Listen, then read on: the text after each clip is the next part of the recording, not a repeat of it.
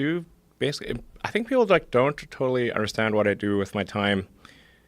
They think like I'm a business guy or something like that. Like my Wikipedia page says business magnate. What would you call yourself? I'm a business magnet. Can someone please change my Wikipedia page to magnet? They'll change it right now. Please change it's probably it already changed. It's locked. So somebody has to be able to unlock it and change it to magnet. Someone will get I want that. to be a magnet. No, I do engineering and and manufacturing and that kind of thing. That's like 80% or more of my time. Ideas and then the implementation of those ideas. That's like hardcore engineering, like Yeah. designing things, Right. structural, mechanical, electrical, software, user interface, engineering, aerospace engineering. But you must understand there's not a whole lot of human beings like you. You know that, right? So you're an oddity Seems, yes. to chimps like me. We're all chimps. Yeah, we are. We're one notch above a chimp. Some of us are a little bit more confused. When I watch you doing all these things, I'm like, how does this motherfucker have all this time and all this energy and all these ideas, and then people just let him do these things? Because I'm an alien. That's what I've speculated. Yes. I'm on record saying this in the past. I wonder. It's true. I mean, if there was one. I was like, if there was like maybe an intelligent being that we created, like some AI creature that's superior to people, maybe he'd just hang around with us for a little while like you've been doing and then fix a bunch of shit. Maybe that's the way. I might have some mutation or something like that. You might. Do you think you do?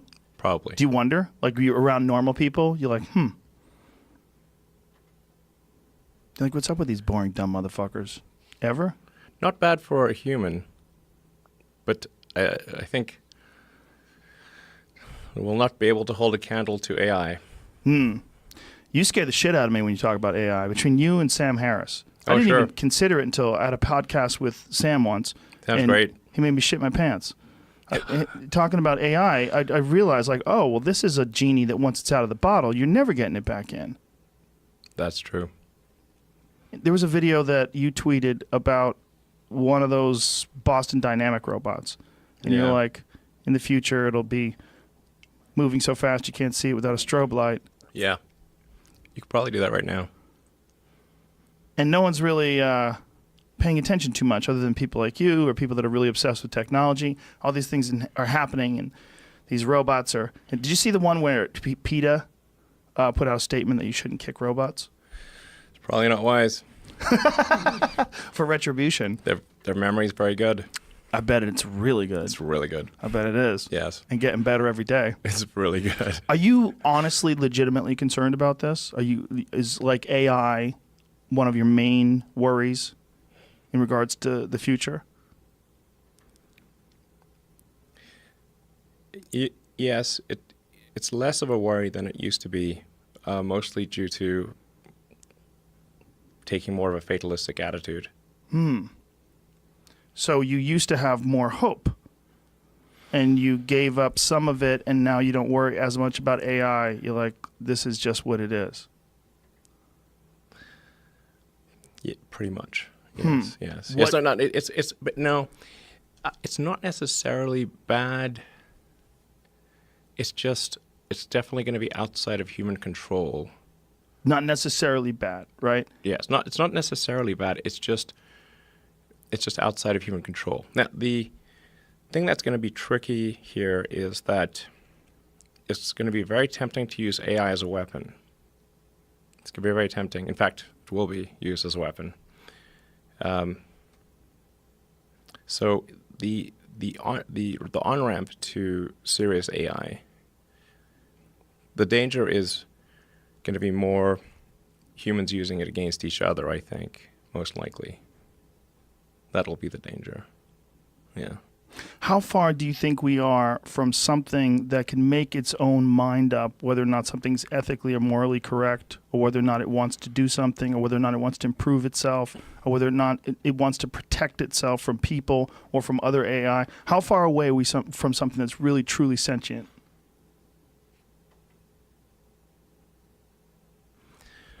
Well, I mean, you could argue that any group of people, like a company is essentially a cybernetic collective of people and machines. That's what a company is. And then there's different levels of complexity in the way these companies are formed. And then there's this sort of like a collective AI in the Google search, where we're all sort of plugged in as like nodes on the network, like leaves on a big tree. And we're all feeding this network without questions and answers. We're all collectively programming the AI, and and Google plus all the humans that connect to it are one giant cybernetic collective. This is also true of Facebook and Twitter and Instagram and all these social networks. They're giant cybernetic collectives. Humans and electronics all interfacing, and constantly connected. Yes.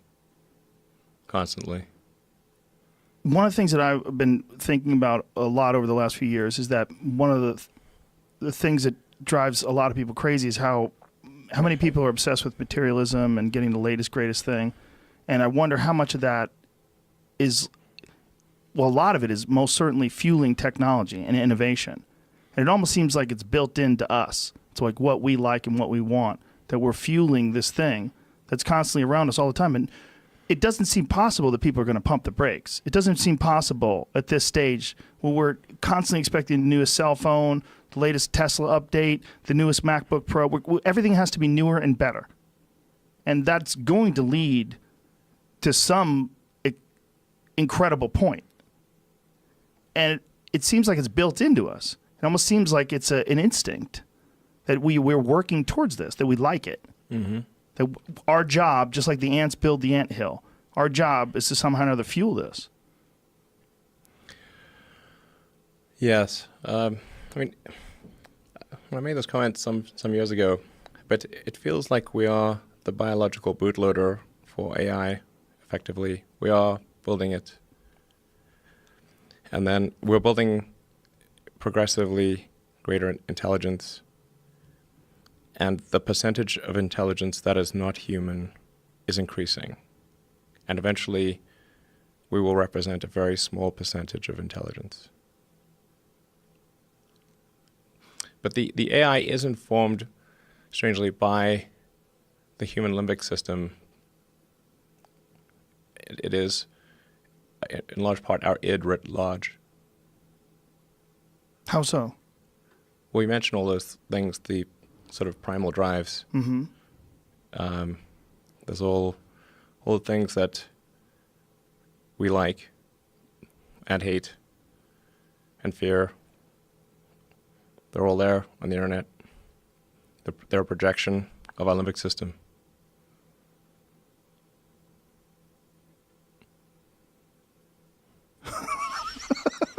It's true.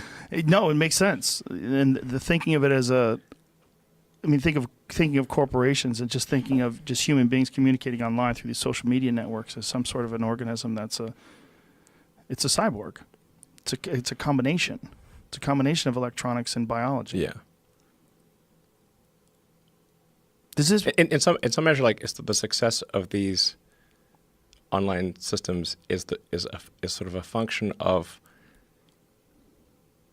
how much limbic resonance they're able to achieve with people. The more limbic resonance, the more engagement.